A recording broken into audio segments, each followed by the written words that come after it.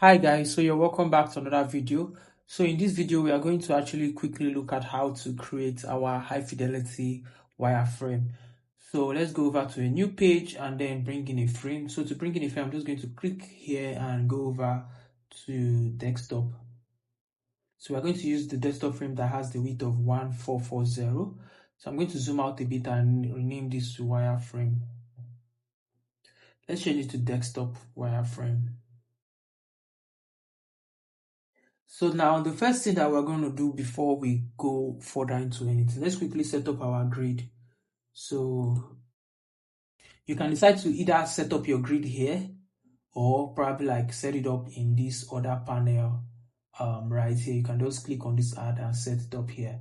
But for the purpose of this video, I'm just going to go over, I will set up the grid here and I'll also make it a style here and I'll show you how to do that.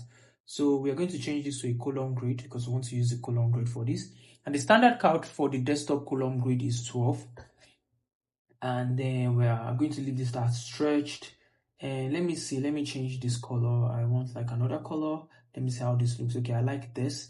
And then we're going to make, for this particular landing page that we're going to create, we're going to use a margin of 120. So most times in all my jobs, I like maintaining a margin of 80, between 80 and 120. Some people can do more than that, but basically for me, I'm comfortable between 80 and 120. See that I use 80, 100 or 120, it depends. And then we're going to leave our gutter at 20.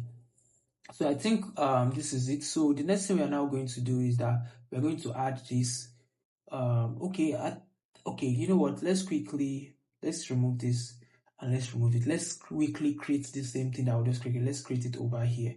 So we are going to go over to layout grid. Sorry for the back and forth. And I'm going to call this desktop grid.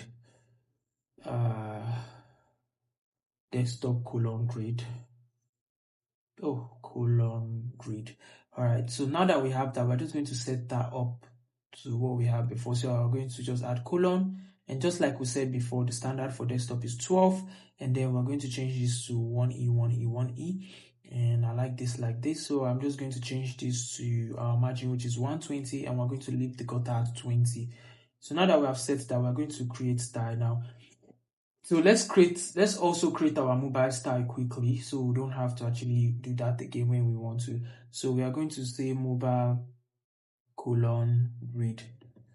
So we're just going to come over here, and the standard count for mobile is 4. So we are going to leave this at 4 count, and we're going to change the color to 1E, 1E. We're going to leave it as stretch, and I like using between 16 and 20 for my mobile margin. So for this particular app, we're going to make use of 20, and then our gutter will be like 16. So we're going to leave the gutter at 16. So I think that's that. So I'm just going to close this and create style.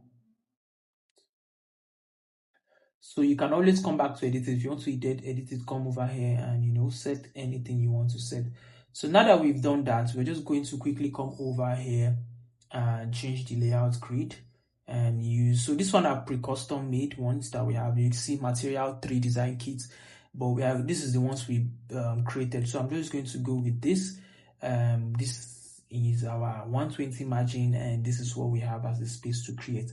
So the next thing we are now going to create, we're going to bring in a frame that we're going to use for our navbar. So I like my navbar to be between 60 and 80 because it actually help the content stay readable. So what we are now going to do is that I'm just going to change the height to 80 because I want to use 80 for this particular design, and I'm going to add color. So I'm going to make the color white.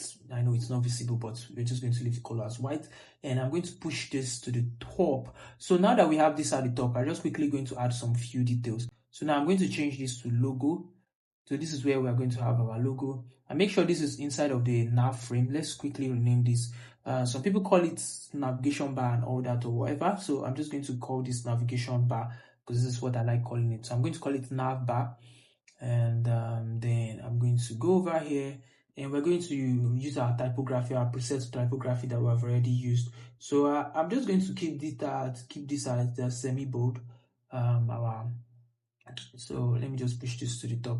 Let's just add a very weird color here so we see what we are doing, so it doesn't look like, let's see BG color, we make it visible. I think it's a bit visible though. Yeah, at least there's like a separation or something. Or let me add better color contrasting so we can see it here. And we're just going to maintain black text on this. So we are going to maintain our grid color. Make sure it's 120, anything you're doing. So now we're now going to add the nav links. So for our nav links, I'm just going to select this and I'm going to write our first nav, which is like home, and then I'm going to push it up a bit, and we're going to change this to, let's change it to our body text, and let's change it to probably like medium and see how it looks. So I want to make sure the sizes are very okay. So I'm just going to preview this. So it's always good to preview what you're doing. I know it's too early to start previewing things, but I want us to have like something very perfect. You know, this is like a high fidelity wireframe. So we are just going to adjust the width using Z, clicking Z on our keyboard. So responsive and fit to width. So we want to use fit to width. So this is how it looks. I think the text is quite readable at the top there. So we are just going to use our body text to do this, and I'm going to use the shortcut to remove this. So now the next thing I'm just going to do now is to duplicate this and push it to the front, and then add auto layout to it. So once I add auto layout to this, I'm going to give it like a gap of 40. So both of them have like a gap of 40 between them. So when I check it, it's a gap of 40. So the next thing that we're going to have is about, and the next thing that we're going to have is products. And we're just going to shift this a bit. And then frequently asked question and contact. So we're just going to have frequently asked questions, and then contact.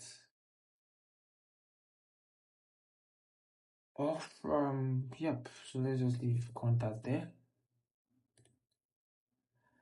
And then that's this. So this is how it looks. So what we are now going to do is we're just going to make sure that this is centered, aligned to the middle, and then we're just going to check out every other thing.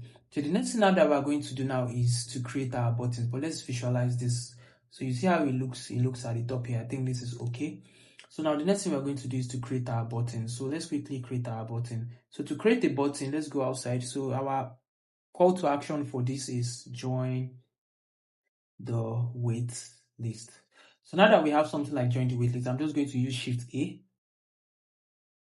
And now we've created the button. Shift A is just a shortcut for adding auto layout to a text. So I'm just going to change this to our button. So now that we have the button, there's a little settings I like doing for my buttons. I like the top and bottom should be okay, let me put it this way. I like the left and right to be twice the size of the top and bottom. So that what that means is that the padding in the top and bottom of that should be like, if it's 12, then the sides will be like 24.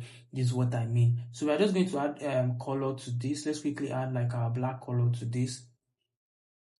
Or let's just quickly add our primary color to this, please. You know, this is the high fidelity wireframe, so it's allowed. So we are just going to put 12 here. No, the corner radius is too much. I think 8 is perfect. So 8 is perfect, and let's see the font that we're using inside of here. This is the font we are using inside of here. I like to leave it as semi-bold. You know, it's a call to action, so people need to see it very well.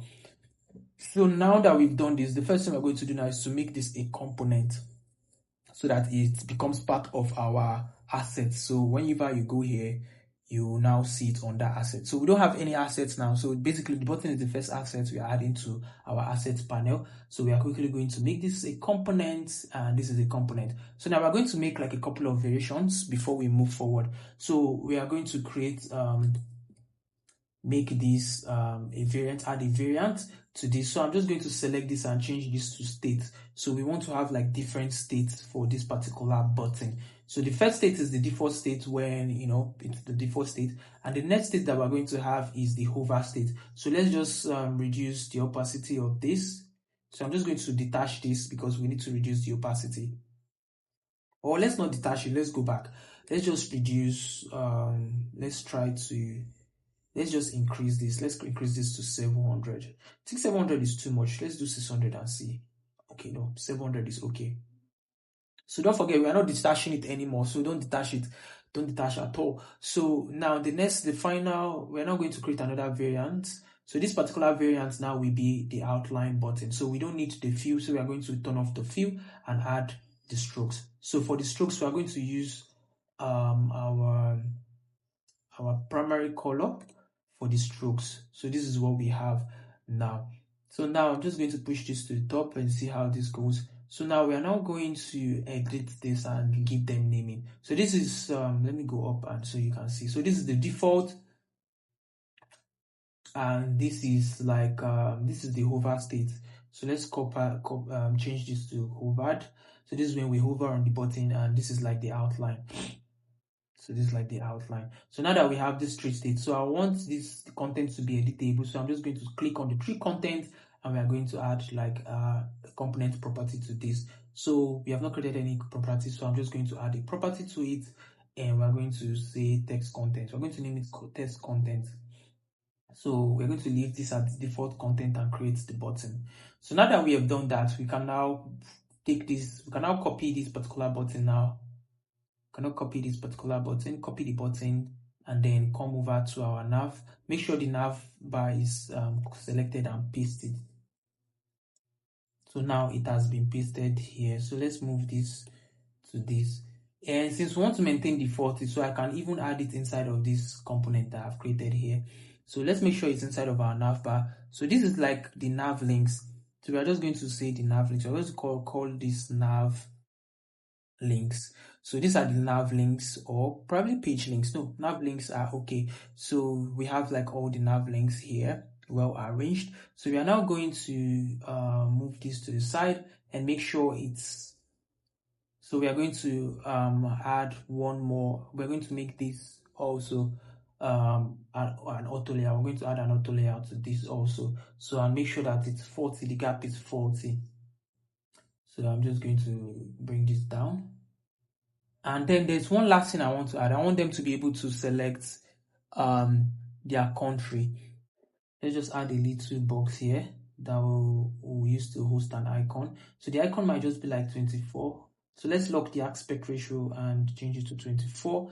And then we're going to need like a quick icon here, but for now let's leave out the icon. So I'm just going to push this and push this inside of this auto layout here. And then we're going to push it so we will know that there's something that's supposed to be there. So now I'm now going to center this to the middle, align this to the middle rather, and then push this to make sure that it maintains our 120 margin. So now we can now turn this off.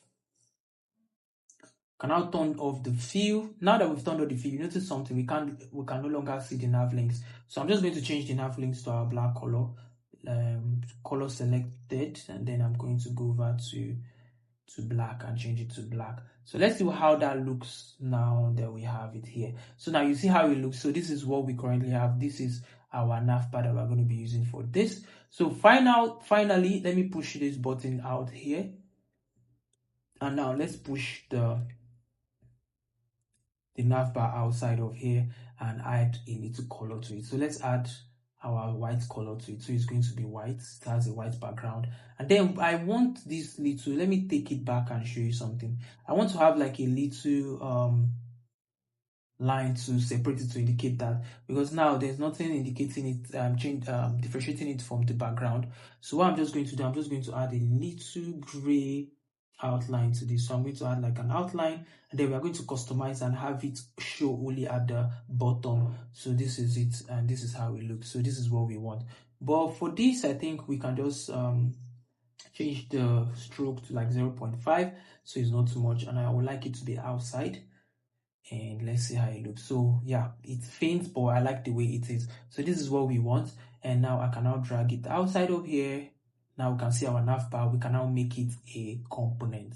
So it's time to make it a component. So one thing about the navbar is that your navbar is always needs to be a component because you're going to be using it across a lot of screens. So it's wise to make it a component so you don't have to recreate it from scratch all the time. So now we're going to now copy this navbar, copy it, and then select our desktop frame and paste it. So now that we're going to paste it, we're going to push it to the top, and there we go. We have our navbar. So see you in the next video.